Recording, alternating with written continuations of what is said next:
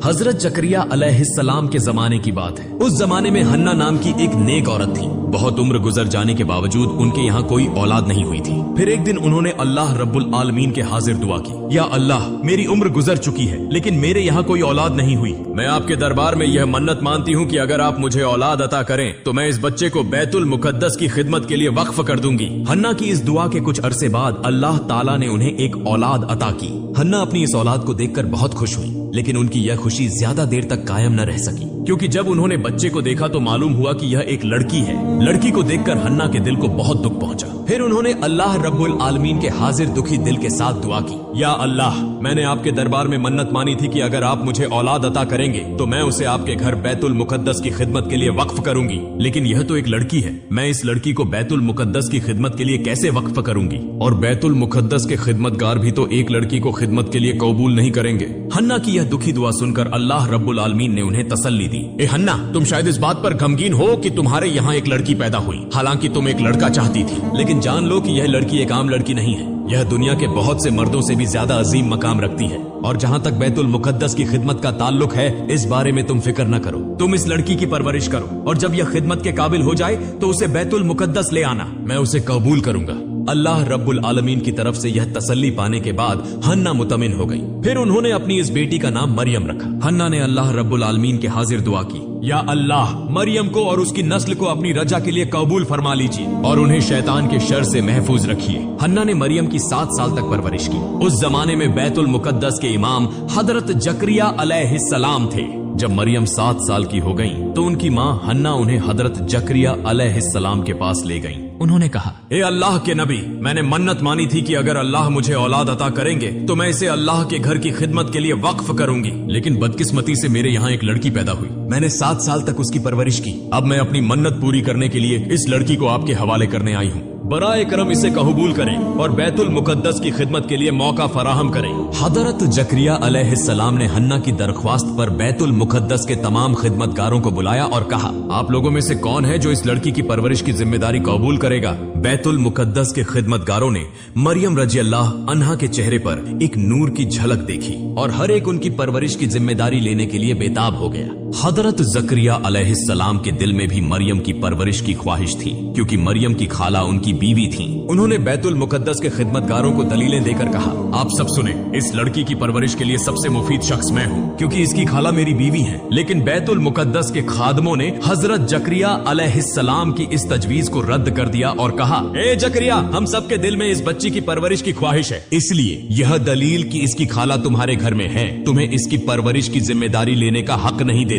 हजरत जकरिया अलैहिस्सलाम ने देखा कि सभी इसे परवरिश की जिम्मेदारी लेना चाहते हैं और इस सूरत हाल में एक पेचीदगी पैदा हो गई। ऐसी हालत में उन्होंने कहा, देखो, हम सब चाहते हैं कि इस बच्ची की परवरिश करें। मेरा ख्याल है कि अगर हम इस मामले को अल्लाह रब्बुल आलमीन के सुपुर्द कर दें तो वह हमारे बीच फैसला फरमा देंगे कि मरियम की परवरिश कौन करेगा। इसलिए आओ हम सब एक कौरा अंडाजी का इंतजाम करें। हम अपनी वह कलमें जिनसे तौरात की किताबत करते हैं पानी से भरे हुए एक प्याले में डालेंगे। जिसकी कलम डूब जाए वह मरियम की परवरिश की जिम्मेदारी नहीं ले सकेगा और जिसकी कलम तैरती रहे वह मरियम की परवरिश की जिम्मेदारी ले सकेगा। बैतुल मुकद्दस के तमाम खादम हजरत जकरिया अलैहिस्सलाम की इस तजवीज से मुतफिक हो गए। फिर उनके सामने एक पानी से भरा हुआ प्याला लाया गया। एक के बाद एक ने अपनी कलम इस प्याले में डालना शुरू किया। सबकी कलमें इस पानी में डूब गईं। आखिरकार हजरत जकरिया अलैहिस्सलाम ने अपनी कलम इस प्याले में रखी। देखा गया कि उनकी कलम मुआजिजी तौर पर पानी की सतह पर तैर रही है। फिर सब ने मुतफिक तौर पर फैसला किया कि हजरत जकरिया अलैहिस्सलाम मरियम रजी अल्लाह अन्हा की परवरिश की जिम्मेदारी लेंगे। इसके बाद हजरत जकरिया अलैहिस्सलाम ने बैतुल मुकद्दस के करीब मरियम रजी अल्लाह अन्हा के लिए एक कमरा तामीर किया। वह हमेशा उसी कमरे में रहती और हजरत जकरिया अलैहिस्सलाम उनकी देखभाल करते। जब वह कहीं बाहर जाते तो कमरे को ताला लगा देते और किसी को अंदर दाखिल होने की इजाजत न होती। एक मर्तबा हजरत जकरिया अलैहिस्सलाम ने मरियम रजी अल्लाह अन्हा को कमरे में बंद करके बाहर जाना चाहा, लेकिन उन्हें एक जरूरी काम में मशगूल हो जाना पड़ा। ऐसी हालत पैदा हुई कि वह मरियम को भूल गए। असल में अल्लाह रब्बुल आलमीन ने उनके दिल से मरियम का ख्याल हटा दिया था, क्योंकि अल्लाह एक मुआजिजा जाहिर करना चाहते थे। 4 दिन बाद हजरत जकरिया अलैहिस्सलाम को याद आया कि वह मरियम को कमरे में बंद करके चले आए हैं। उन्होंने अफसोस करते हुए कहा, या अल्लाह, ये मैंने क्या किया? पता नहीं इन 4 दिनों में मरियम क्या खा रही होंगी और वह अकेली इस कमरे में कैसे वक्त गुजार रही होंगी। फिर वह जल्द से जल्द बैतुल मुकद्दस वापस आए। उन्होंने मरियम के कमरे में दाखिल होकर देखा कि मरियम अल्लाह रब्बुल आलमीन की इबादत में मशगूल है। उन्होंने देखा कि कमरे में मुख्तलिफ किस्म के फल और खाने मौजूद हैं और हर एक खाने से एक खुशबू आ रही थी। यह मंजर देखकर हजरत जकरिया अलैहिस्सलाम ने अल्लाह रब्बुल आलमीन का शुक्र अदा किया। जब मरियम ने नमाज पूरी की तो उन्होंने हजरत जकरिया अलैहिस्सलाम को सलाम किया। हजरत जकरिया अलैहिस्सलाम ने शर्मिंदगी और दुख भरे लहजे में कहा, मरियम, तुम इन कुछ दिनों में कैसी थी? मैं एक बड़ी परेशानी में मुब्तला होकर तुम्हें भूल गया था और तुम्हारी देखभाल नहीं कर सका, मुझे माफ कर दो। तब मरियम ने कहा, आप क्या कह रहे हैं? मैं कुछ समझ नहीं रही। आप तो सुबह मुझे इस कमरे में छोड़कर गए थे और अब दोपहर होने से पहले ही मुझसे पूछ रहे हैं कि मैं इन कुछ दिनों में कैसी थी। सिर्फ एक दिन ही तो हुआ कि मैं इस कमरे में हूँ। हजरत जकरिया अलैहिस्सलाम मरियम रजी अल्लाह अन्हा की यह बात सुनकर बेहद हैरान और शशदर रह गए। फिर जकरिया अलैहिस्सलाम ने उनसे पूछा, मरियम, तुम्हारे पास यह इतना खाना, फल और इतने खूबसूरत खाने कहाँ से आए? तब मरियम ने कहा, जिस अल्लाह ने आपको मेरा ख्याल दिल से भला दिया था, वही अजीम अल्लाह यह खूबसूरत खाने मेरे पास लाए हैं। हजरत जकरिया अलैहिस्सलाम ने कहा, ए मरियम, तुम पर अल्लाह की बेहतरीन नेमतें हैं। तुम हमेशा अल्लाह की इबादत और बंदगी करती रहो। एक दिन अल्लाह तुम्हें ऐसा इज्जत वाला मकाम अता करेंगे जो दुनिया के लिए एक मिसाल बन जाएगा। इसी तरह मरियम रजी अल्लाह अन्हा बड़ी हुई और एक वक्त आया जब वह बालिग हो गई। पहली बार हैज के बाद उन्होंने गुस्ल किया और जब वह अपने कमरे की तरफ वापस जा रही थी तो अचानक उनके सामने एक लंबे कद वाला और चमकदार चेहरे वाला शख्स जाहिर हुआ। हजरत मरियम ने फौरन अपने चेहरे को ढांप लिया और उसके पास से गुजरने लगी। जब वह शख्स उनकी तरफ बढ़ा तो मरियम ने कहा, ए अल्लाह के बंदे, तुम अल्लाह से डरो। मैं तुम्हें नहीं जानती और न ही यह समझती हूँ कि तुम मेरी तरफ क्यों आ रहे हो।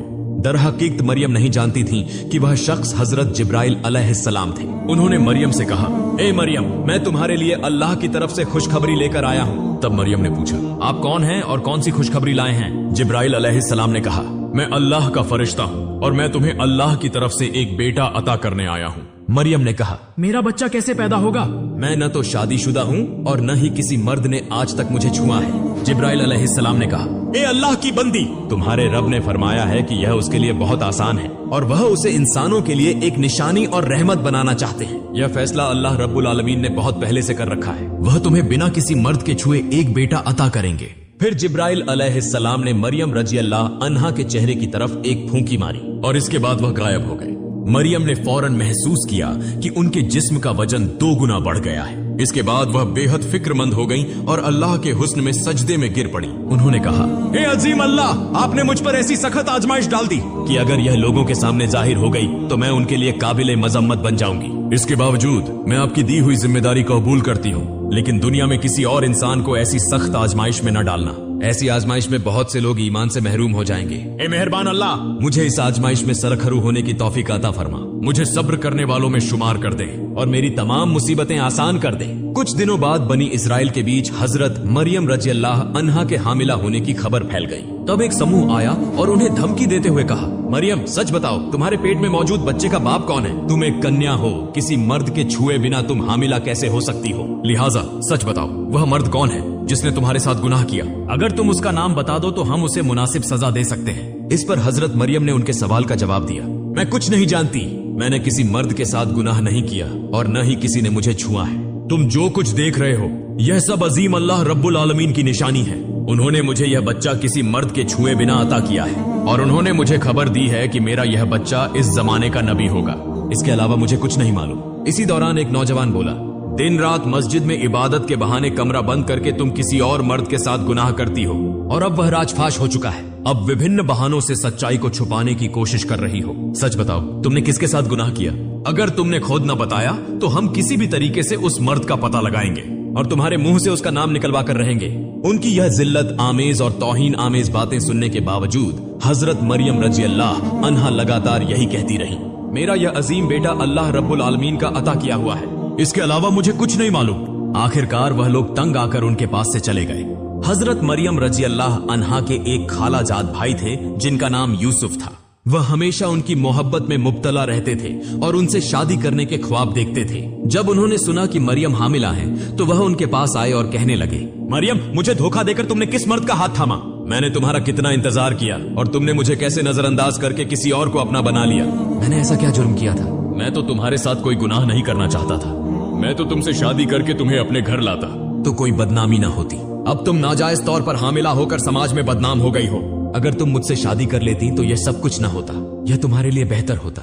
हजरत मरियम ने यूसुफ की बात सुनकर कहा, भाई यूसुफ, तुम यकीन करो, मैं अल्लाह की कसम खाकर कहती हूँ कि मैंने किसी मर्द के साथ गुनाह नहीं किया और न ही मैं गुनाहगार हूँ। यह बच्चा अल्लाह रब्बुल आलमीन ने जिब्राइल अलैहिस्सलाम के जरिए मुझे अता किया है और उन्होंने मुझे खुशखबरी दी है कि मेरा यह बेटा नबी होगा। तब यूसुफ ने कहा, तुम अब भी मुझे बेवकूफ बनाने की कोशिश कर रही हो। दुनिया की तहकीकत में ऐसा कभी नहीं हुआ कि किसी औरत ने मर्द के छुए बिना बच्चे को जन्म दिया हो। क्या तुम्हारे पास कोई सबूत है? तुम बला वजह मुझे धोखा देने की कोशिश कर रही हो, तो इससे तुम्हारा भविष्य अच्छा नहीं होगा। एक दिन तुम्हारे साथ गुनाह करने वाले मर्द का नाम जाहिर हो जाएगा और उस वक्त तुम चाहे जितना भी बहाना करो, समाज के लोग तुम्हें इसके लिए सजा देंगे। हजरत मरियम रजी अल्लाह अन्हा ने उनके सवाल के जवाब में कहा, क्या तुमने कभी ऐसे बच्चे के पैदा होने के बारे में नहीं सुना जिसका कोई बाप न हो? लेकिन क्या तुम भूल गए कि हजरत आदम और हजरत हव्वा अलैहिमा सलाम को माता पिता के बिना कैसे पैदा किया गया? क्या यह तुम्हें याद नहीं कि अल्लाह रब्बुल आलमीन जो बेतहाशा मेहरबान हैं, बिना माता पिता के इंसान पैदा कर सकते हैं? क्या वह बिना बाप के इंसान पैदा करने पर कादिर नहीं है? भाई यूसुफ, मेरे नाम पर इल्जाम लगाने की कोशिश मत करो। मैं अल्लाह की हिफाजत में हूँ और अल्लाह रब्बुल आलमीन ही मुझे बचाएंगे। और जो लोग मेरे नाम पर इल्जाम और बदनामी फैलाने की कोशिश करेंगे, अल्लाह रब्बुल आलमीन उनसे बदला लेंगे। यूसुफ ने हजरत मरियम रजी अल्लाह अन्हा की आखिरी बातें सुनकर बहुत डर महसूस किया। फिर वह कहने लगा, बहन, मैं तुम्हारा दुश्मन नहीं हूँ। अगर तुम्हारी बातें सच हैं, तो मैं तुम्हारी मदद करूंगा और तुम पर इल्जाम लगाने वालों को सजा दूंगा। लेकिन इससे पहले मुझे तुम्हारी सच्चाई के लिए कोई सबूत चाहिए। हजरत मरियम ने कहा, इसके लिए तुम्हें कुछ दिन इंतजार करना होगा, तब तुम्हें यकीनन मेरी सच्चाई का सबूत मिल जाएगा। इसके बाद यूसुफ ने हजरत मरियम रजी अल्लाह अन्हा से रुखसत ली और हजरत मरियम फिर से अल्लाह रब्बुल आलमीन की इबादत में मसरूफ हो गई।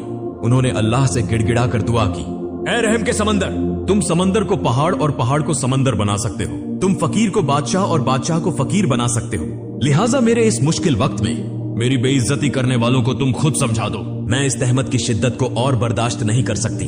उसी वक्त हजरत जिब्राइल अलैहिस्सलाम हजरत मरियम के पास आए और कहा, ऐ मरियम, निराश मत हो, तुम पर अल्लाह की रहमत है। लोगों के ताने से तात्कालिक रूप से न घबराओ, अल्लाह जल्द ही इल्जाम लगाने वालों को मुनासिब जवाब देगा।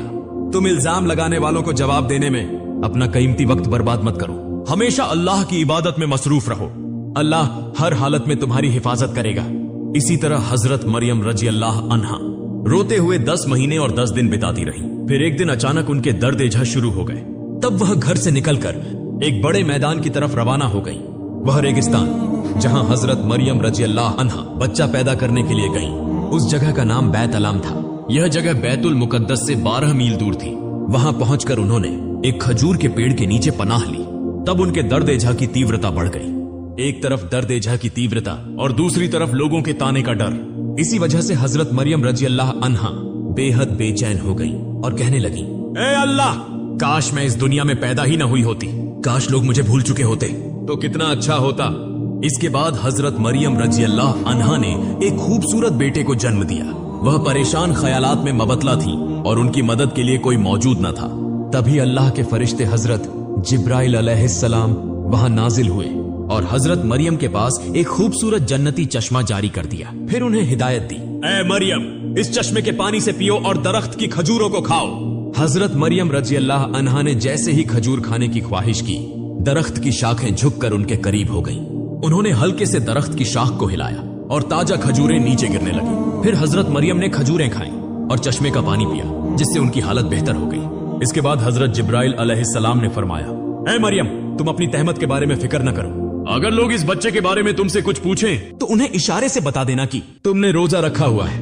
बनी इसराइल के दौर में रोजा रखने की हालत में बोलना मना था। अल्लाह रब्बुल आलमीन की कुदरत से यह बच्चा खुद उनके सभी सवालों के जवाब देगा। हजरत मरियम रजी अल्लाह अन्हा अपने नवजात बेटे को गोद में लेकर बेहद सुकून और इत्मीनान महसूस करने लगी। उन्होंने मोहब्बत से बच्चे के चेहरे की तरफ देखा। तब छोटे हजरत ईसा अलैहिस्सलाम ने फरमाया, ऐ मेरी माँ, आज आप मुकम्मल हो गई हैं, लेकिन आज आपको मुबारकबाद देने के लिए कोई इंसान आपके पास मौजूद नहीं है। इसलिए सबसे पहले मैं आपको सलाम पेश करता हूँ और मुबारकबाद देता हूँ। मेरा सलाम और मोहब्बत दिल से कबूल कीजिए। हजरत मरियम रजी अल्लाह अन्हा अपने नवजात के मुंह से ये मुजिजाना बातें सुनकर हैरान हो गईं। उन्होंने कभी तसव्वुर भी नहीं किया था कि उनके बच्चे की जबान से इस तरह की बातें सुनेंगी। इसके बाद उन्होंने अल्लाह रब्बुल आलमीन का बार बार शुक्र अदा किया। फिर हजरत मरियम रजी अल्लाह अन्हा नवजात बच्चे को गोद में लेकर बैतुल मुकद्दस की तरफ रवाना हो गई। कई दिनों की मुसाफत के बाद वह वहां पहुंची। बनी इसराइल के लोग यह खबर सुनकर हंसने और मजाक करने के लिए वहां जमा हो गए। उन्होंने उनसे सवाल किया, ए मरियम बताओ, एक गैर शादीशुदा कन्वारी औरत होकर तुमने यह बच्चा कैसे जन्म दिया?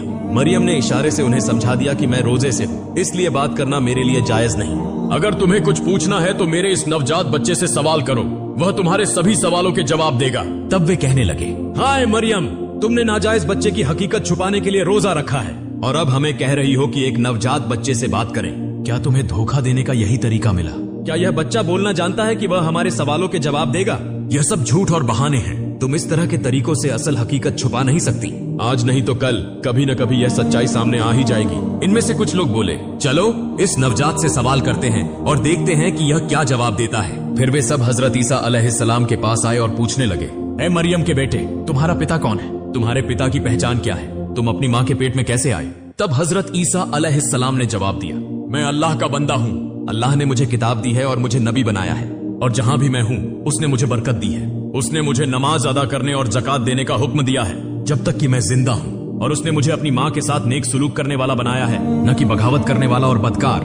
जिस दिन मेरी पैदाइश हुई, जिस दिन मेरी मौत होगी और जिस दिन मुझे फिर से जिंदा किया जाएगा, इन सभी दिनों पर अल्लाह की सलामती होगी। तुम मेरी दावत कबूल करने के लिए तैयार हो जाओ, मैं जल्द ही तुम तक अपनी दावत पहुंचाऊंगा।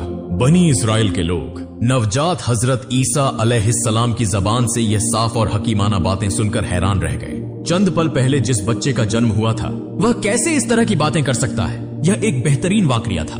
किसी के मुंह से कोई बात न निकली। यह वाकया जल्द ही पूरे इलाके में फैल गया। बेहिसाब लोग यह मंजर देखने के लिए वहां जमा हो गए। हजरत ईसा अलैहिस्सलाम के पास आने वाले लोगों को हजरत ईसा अलैहिस्सलाम ने तौरात की आयतें पढ़कर सुनाई। नवजात के मुंह से यह कलाम सुनकर सबको अपनी गलती का एहसास हुआ। उन्होंने हजरत मरियम रजी अल्लाह अन्हा से माफी मांग ली। प्रिय दर्शक, आज का वीडियो यहीं समाप्त होता है। अगर आपको अगले पार्ट सुनना है तो कमेंट कीजिए। अस्सलामु अलैकुम। सभी लोग खुश रहें।